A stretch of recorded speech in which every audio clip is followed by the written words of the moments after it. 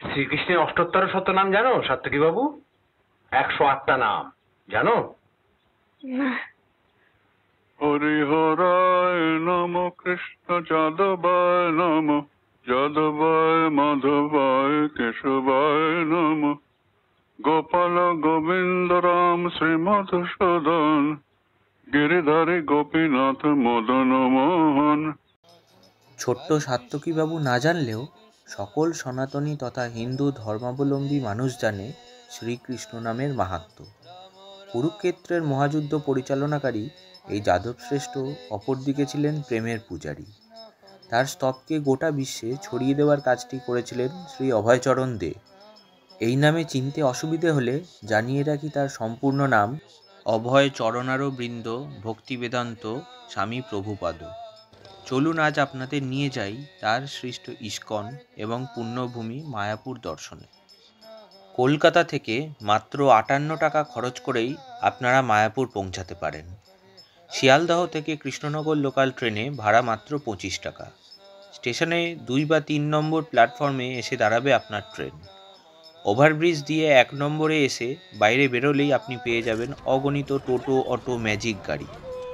টোটোতে না গিয়ে অটো বা ম্যাজিক গাড়িতে গেলেই আপনার সুবিধে। এতে আপনার সময়ও যেমন বাঁচবে, তেমনি 30 টাকা খরচ করে আপনি পৌঁছে যাবেন স্বরূপগঞ্জ হুলোর ঘাট। এই ঘাট থেকে নৌকায় মাত্র 3 টাকা ভাড়া দিয়ে আপনি পৌঁছে যাবেন মায়াপুর ঘাটে।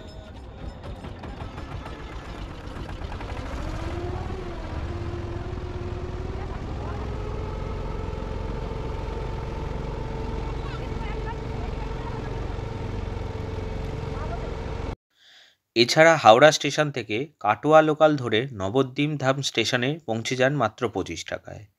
এরপর স্টেশন থেকে নবদ্বীপ ঘাট বাস ভাড়া 25 টাকা, আর নদী পারাপার হতে লাগবে 8 টাকা। ওই পারে গিয়েই রাস্তার 2 ধারে আপনি পেয়ে যাবেন কম খরচে থাকা এবং খাওয়ার হোটেল। নদিয়া জেলার মায়াপুর মন্দিরময়। রাস্তা দিয়ে যেতে যেতে 2 পাশে যে কত মন্দির দেখতে পাবেন তার কোনো শেষ নেই। ঘাট থেকে ইস্কন মন্দিরের মেন গেট 1 কিলোমিটারের মতো। হেঁটে যেতে না চাইলে 10 টাকা টোটো ভাড়া করে পৌঁছে যান গেটের সামনে। হরে কৃষ্ণ কৃষ্ণ কৃষ্ণ হরে হরে, হরে রাম রাম রাম হরে হরে। শ্রী মায়াপুর চন্দ্রোদয় মন্দিরের গেট দিয়ে প্রবেশ করেই বাম দিকে দেখতে পাবেন অখণ্ড হরিনাম সংকীর্তনের ঘর, যেখানে 24 ঘন্টা হরিনাম কীর্তন হয়ে থাকে। সামনেই দেখবেন সুউচ্চ নির্মাণরত বিশ্বের বৃহত্তম ভবিষ্যৎ হিন্দু মন্দির, আর ডান দিকে পাবেন এনকোয়ারি অফিস এবং ইস্কন মায়াপুরের বিভিন্ন ভবনের খাবারের কুপন। ভগবানের ঘরে এসে খাবার হয়ে ওঠে মহাপ্রসাদ। এই কুপনের দাম সর্বনিম্ন 40 টাকা, সর্বোচ্চ 150 টাকা। আর যদি আপনার কাছে মহাপ্রসাদ গ্রহণের টাকা না থাকে, তাহলেও আপনি অন্নদান কমপ্লেক্সে এসে বিনামূল্যে প্রসাদ গ্রহণ করতে পারেন। এখানে একটি বিষয় আপনাদের জানিয়ে রাখি, মায়াপুরের সব মন্দির বেলা 12:30 থেকে বিকেল 4টে পর্যন্ত বন্ধ থাকে। তাই কুপন সংগ্রহের পর আমরা আগে বাইরের মন্দিরগুলি দেখে নেব। একটি টোটো ভাড়া করে আমরা বেরিয়ে পড়লাম মন্দির দর্শনে। সবার প্রথমে আমরা এসেছি 500 বছরেরও পুরনো মায়াপুর জগন্নাথ মন্দিরে। জগন্নাথ দেবের স্বপ্নাদেশ পেয়ে তার ভক্ত আচার্য জগদীশ গাঙ্গুলি এখানেই মন্দিরে স্থাপনা করেন এবং নিত্যপূজার ব্যবস্থা করেন। এই ঘটনাটি মন্দিরের পাশে মূর্তির আকারে খুব সুন্দরভাবেই বর্ণনা করা আছে। কিন্তু তার পরলোক গমনের পর মন্দিরটি নষ্ট হয়ে যায় পরিচর্যার অভাবে। অনেক বছর পর স্থানীয় এক ব্যক্তি মন্দিরটি খুঁজে পান এবং নিত্যপূজার ব্যবস্থা করেন। পরবর্তীকালে 1978 সালে মন্দিরটি ইস্কনকে হস্তান্তরিত করা হয়। এখন আমরা দাঁড়িয়ে আছি ভক্ত চাঁদ কাজীর সমাধির সামনে। চাঁদ কাজী ছিলেন তৎকালীন বাংলার নবাব হুসেন শাহর অধীনে নদিয়া জেলার শাসক। তিনি শ্রী চৈতন্যদেব সহ হিন্দুদের হরিনাম সংকীর্তন নিষিদ্ধ করেছিলেন।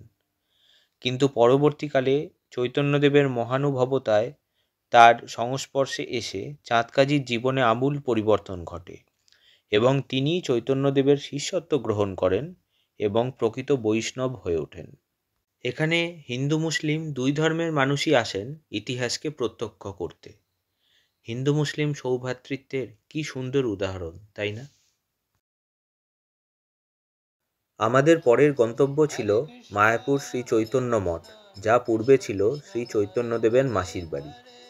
1909 সালে শ্রীলা প্রভুপাদ ভক্তি সিদ্ধান্ত সরস্বতী গোস্বামী ঠাকুর এখানে ঠাকুরের নাম জপের জন্য একটি ভজন কুটির স্থাপন করেন, যিনি ছিলেন ইস্কনের স্থাপনকারী অভয়চরণ প্রভুপাদের গুরুদেব।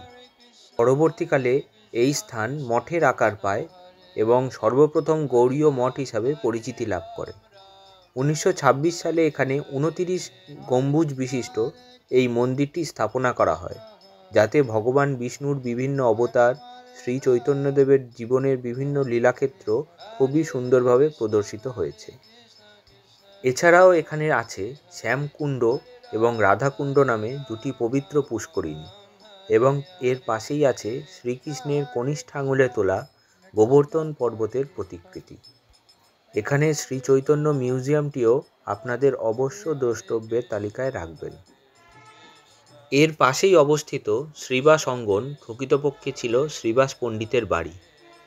বঙ্গদেশের শ্রীহট্ট বা সিলেট থেকে এখানে আসেন তারা। এই বাড়িতেই শ্রী চৈতন্য মহাপ্রভু জগাই মাধাইকে নিয়ে কৃষ্ণ নামে বিভোর হতেন। এমনই উল্লেখ পাওয়া যায় শ্রী কৃষ্ণদাস কবিরাজের চৈতন্য চরিতামৃততে। মহাপ্রভু জগন্নাথ ধাম পুরীতে চলে যাওয়ার পর সেই বিরহ সইতে না পেরে শ্রীবাস পণ্ডিত এই গৃহ ছেড়ে হালি শহরে গিয়ে বসবাস শুরু করেন। 1982 থেকে 1988 আর্কিওলজিক্যাল সার্ভে অফ ইন্ডিয়া খনন কার্য চালিয়ে এখানে 10 থেকে 11 শতকে নির্মিত পোড়াইটের এই স্থাপত্য তথা মন্দিরটি পুনরুদ্ধার করে। পাল বংশের শেষ রাজা গোবিন্দ পাল তার রাজত্ব হারান সামন্ত সেনার হাতে। বংশ পরম্পরায় সামন্ত সেনার পুত্র হেমন্ত সেনা, পৌত্র বিজয় সেনা বাংলার রাজা হন।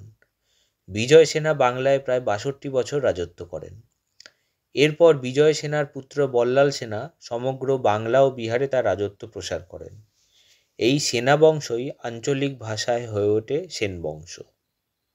পরবর্তীকালে বখতিয়ার খলজি সেন বংশকে ক্ষমতাচ্যুত করেন এবং এই মন্দিরটিও ধ্বংস করেন। সেন বংশের শ্রেষ্ঠ রাজা বল্লাল সেনের নামানুসারে এই ধ্বংসপ্রাপ্ত স্থাপত্যটি বল্লাল ঢিবি নামে পরিচিত। গঙ্গা একসময় এর পাশ দিয়ে বয়ে গেলেও কালের নিয়মে এখন গঙ্গা এর থেকে 2 থেকে 3 কিলোমিটার দূরে সরে গেছে। খনন কার্যের সময় টেরাকোটার মূর্তি, প্রদীপদানি, পূজার বাসন সামগ্রী এখান থেকে উদ্ধার হয়েছে। বাকি মন্দিরগুলি দর্শন করে আমরা ফিরে এলাম ইস্কন মন্দিরে। 1972 সালে শিলা প্রভুপাদ 3 কাঠা জমির ওপর যে ভজন কুটির স্থাপন করেছিলেন তা আজ ভক্তদের প্রচেষ্টায় 600 একরে পরিণত হয়েছে। 1 নম্বর গেট দিয়ে ঢুকে ডান দিকে একটু এগোতেই আপনি দেখতে পাবেন শিলা প্রভুপাদ পুষ্প সমাধি মন্দির। প্রভুপাদ বৃন্দাবনে দেহ রাখার পর তার ভক্তরা এখানে এই মন্দিরটি নির্মাণ করেন। এর ভিতরে আছে শ্রীলা প্রভুপাদ ব্যবহৃত বিভিন্ন সামগ্রী, প্রভুপাদের অনিন্দ্য সুন্দর মূর্তি এবং তার জীবনী বর্ণনা করা আছে। মন্দিরে ঢোকার আগে ফোন, ক্যামেরা, জুতো সব কিছুই কাউন্টারে জমা দিয়ে যেতে হয়। এর প্রবেশ মূল্য 15 টাকা। এর পাশেই নির্মাণরত বিশ্বের বৃহত্তম হিন্দু মন্দির, যার নাম বৈদিক প্ল্যানেটোরিয়াম। এটি 2024-এর ডিসেম্বর মাসে জনসাধারণের জন্য খুলে দেওয়ার কথা ছিল, কিন্তু কথা বলে জানলাম মন্দিরের নির্মাণ শেষ হতে 2026-এর ডিসেম্বর হয়ে যেতে পারে।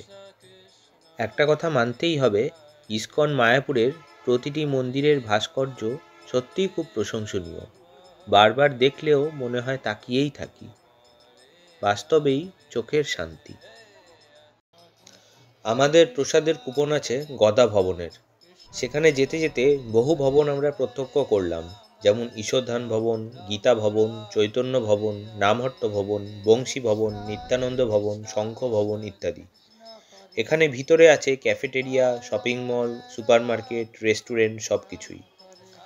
100 থেকে 1000 টাকায় বিভিন্ন ঘরে থাকার ব্যবস্থা আছে। গদা ভবনে প্রসাদ গ্রহণের পর আমরা গেছিলাম দ্বিতীয় তলে। ঘর প্রাঙ্গণ সবই খুব পরিষ্কার পরিচ্ছন্ন।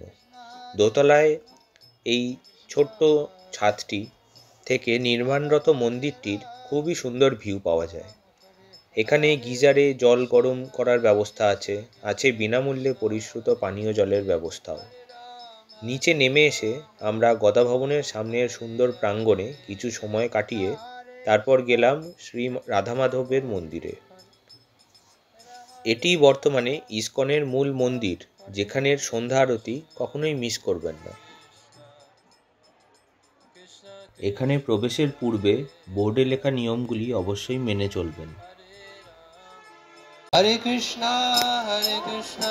কৃষ্ণ কৃষ্ণ হরে হরে, হরে রাম রাম রাম হরে হরে। ইসকন প্রাঙ্গণের ভিতরে বিভিন্ন জায়গায় এভাবে দিক নির্দেশ করা আছে, তাই খুব সহজেই এক প্রান্ত থেকে আরেক প্রান্তে যাওয়া যায়। এরপর আমরা গেছিলাম ইসকনের গোশালায়। ঢুকতেই সামনে পাবেন গোদুগ্ধ থেকে বানানো ঘি, দই, মিষ্টি ইত্যাদি। এরপর সিঁড়ি দিয়ে উপরে উঠলেই পৌঁছে যাবেন গোশালায়।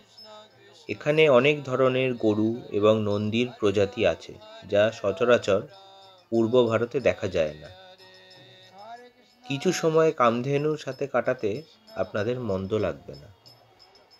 ইসকন মন্দির থেকে বেরিয়ে ফেরার পথে দেখে নিলাম ঐশ্বর্যান গৌড়ীয় মঠ, যার তোরণটি সত্যিই অসাধারণ। ভিতরে ভগবানের মন্দির ছাড়াও রয়েছে একটি সমাধি মন্দির, শ্রীকৃষ্ণের গীতার শ্লোক শ্রবণরত অর্জুন। মন্দির প্রাঙ্গণটি যথারীতি খুবই পরিষ্কার পরিচ্ছন্ন। বিরহ সতত দুঃখের, কিন্তু সংসারী মানুষকে সংসার ধর্মের মধ্যে দিয়েই ঈশ্বর চেতনা জাগ্রত রাখতে হয়। সেই কারণে দিন শেষে সূর্যকে সাক্ষী রেখে চললাম বাড়ির পথে। আমার ভিডিও ভালো লাগলে অবশ্যই লাইক, শেয়ার এবং সাবস্ক্রাইব করে সাপোর্ট দেবেন। ধন্যবাদ।